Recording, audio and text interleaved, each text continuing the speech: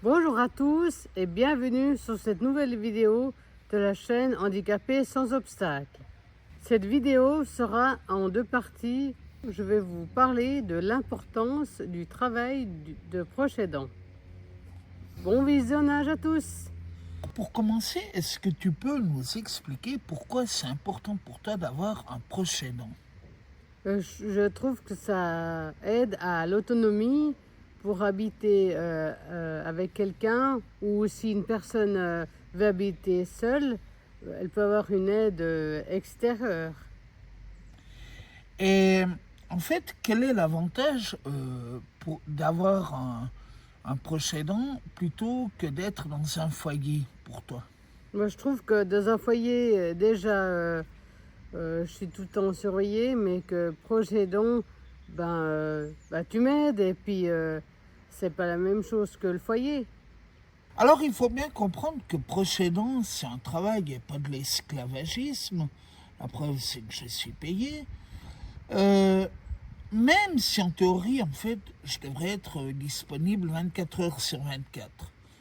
Est-ce que tu peux expliquer concrètement comment je dois préparer lorsque je suis absent pour une raison ou pour une autre? Tu dois, par exemple, me faire préparer une assiette à manger, euh, déjà ça, et puis comme ça, je peux la chauffer. Voilà, en fait, cette question, c'était surtout pour montrer que c'est pas parce que tu es proche aidant que tu dois être 48 heures sur 24 cloué à la maison. Il y a quand même une part d'autonomie pour la personne qui est aidée. Je crois que tu peux le confirmer. Oui, c'est vrai. Pourquoi est-ce que tu ne peux pas aller à la banque seul? À cause du bancomat, car le bancomat, il faut que j'ai des écouteurs pour mettre dedans et pour pouvoir faire prendre l'argent. Et là, c'est assez compliqué de se débrouiller. Mais je pourrais aller, mais qu'au guichet. Ben oui, typiquement, pourquoi est-ce que tu peux pas aller au guichet? Le soir, le guichet, les guichets sont fermés.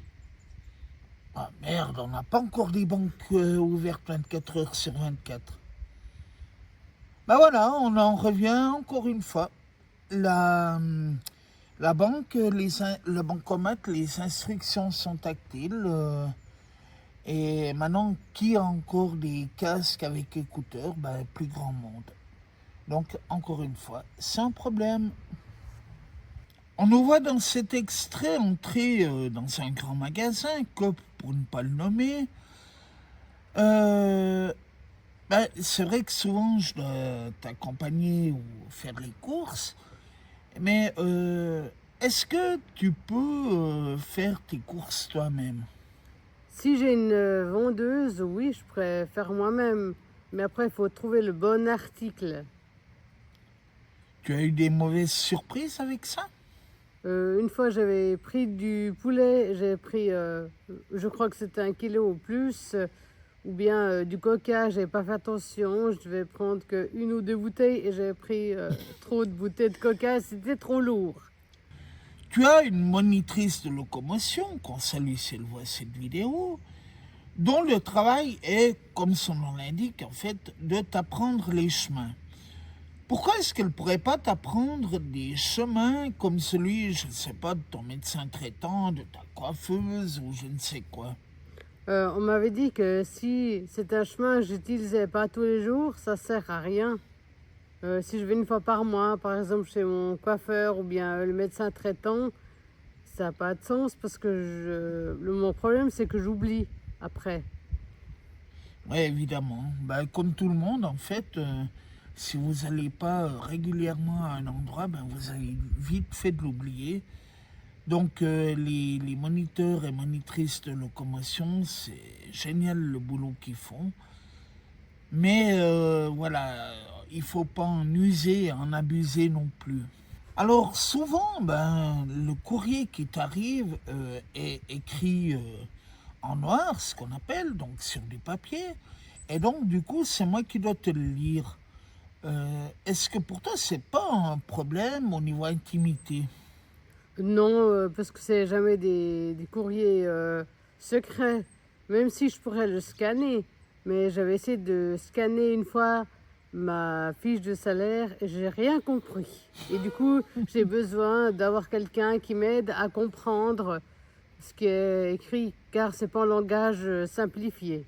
Alors voilà, on est au début du printemps et donc il fait beau, c'est pour ça qu'on a décidé de ressortir. Mais on sort évidemment de la période hivernale et la grippe a été assez ravageuse. Donc, comme tout le monde, tu as dû prendre des médicaments. D'ailleurs, comment est-ce que tu fais pour prendre des médicaments dont les boîtes ne sont pas forcément écrites en braille? Bon, les médicaments que je prends habituellement, je sais quelle forme elles ont, et puis sinon, je te demande.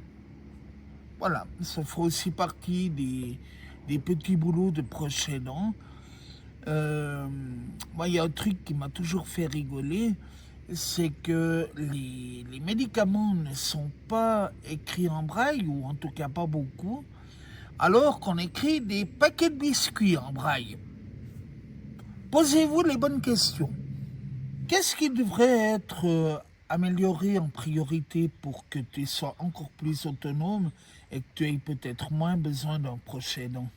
Ben, par exemple, pour faire la lessive et puis la cuisine. Mais concrètement, qu'est-ce qui devrait être amélioré? Typiquement pour la lessive ou Ben, pour la la lessive, cuisine. par exemple, qu'il y ait des boutons et pas tactiles sur la machine et sur les plaques, que ce soit des plaques dont je sente où je mets la casserole, par exemple. Ouais, donc en fait, on en revient toujours au même problème. Tout ce qui est tactile est vraiment un problème Oui, pour toi. oui. Merci d'avoir visionné cette vidéo. N'hésitez pas à liker, à vous abonner et à commenter.